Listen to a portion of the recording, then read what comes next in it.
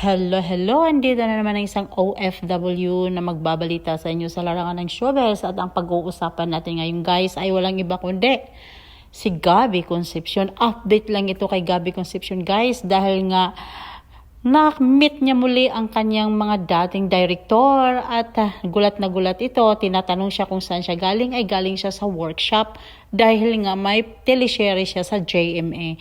Marami talagang proyekto ang ating Gabby Concepcion. Sa ngayon talagang hindi pa kumukupas si Gabby Concepcion. Isang director nga yang sabi niya, ikaw na lang ang natira, the rest is wala na.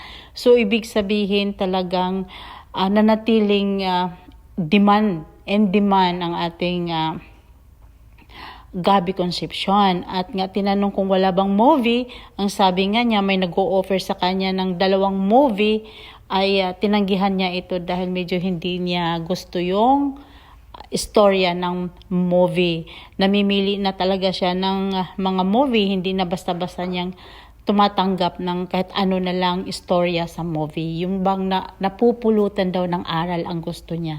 Kaya panoorin natin guys, nakakatuwa naman talaga. Ang isang Gabby Concepcion ay hindi pa kumukupas ang karera sa Philippine showbiz. Very in demand talagang Gabby Concepcion sa ngayon. Millennial man o mga senior citizen man, very in demand siya dahil nga sa kagwapuhan din niya, nanatiling gwapo siya at aktibo sa kanyang karera. Panoorin natin guys. Okay lang naman tayo. We're probably less than 40. Uy, direct! Gusto ka na no? Maestro! You're looking good, sir. How na talaga? This is Nico, my good friend. Also lives here in UP.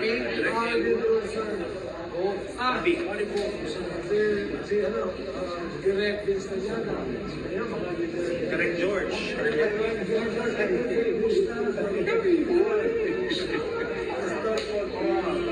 Nico Roque, my friend, also lives here in UP.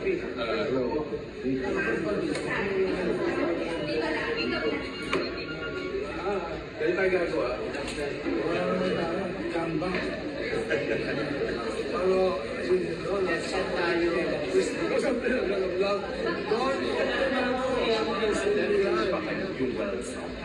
Ay, galing ako ng workshop eh. Kaya, GMA is GMA for teleserye. This is my wala na yung iba eh. Sina lang.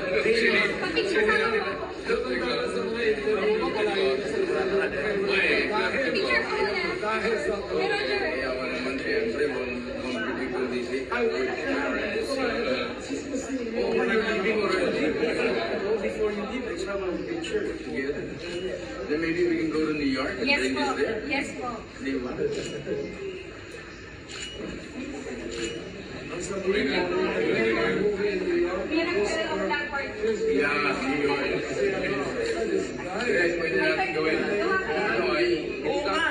Shot in Europe, ito naman ng US. Dream kung ano yan, project yan, si Gabby. Sulat na natin, di kasi pera ka lang written on the spot.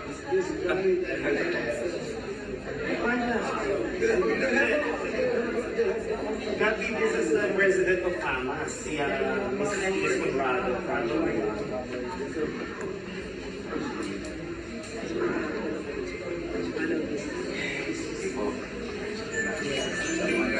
May pelikula ka ba, Gabby?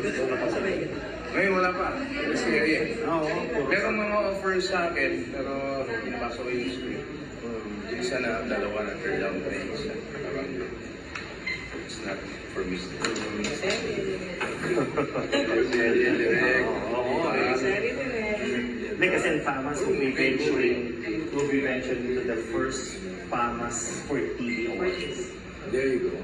So, And what year will you start? this year, I mean, Looking at the November. If you have to go TV, you have to change your name. It would be Patas. Movie, eh, no? Kasi movie yung M, eh. Yeah. Correct. Yeah, but Academy of Television. Yeah. Parang nagre-rebrand kami ng may arts and sciences and arts talaga. Filipino movie arts and sciences and arts actually for everything, even digital, even visual arts. Nagkaroon na kami ng short film.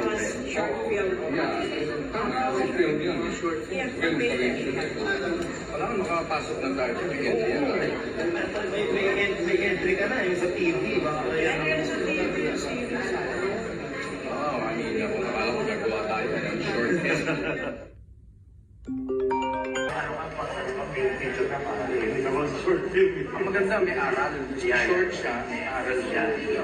Ang dating talaga. Mayroong message.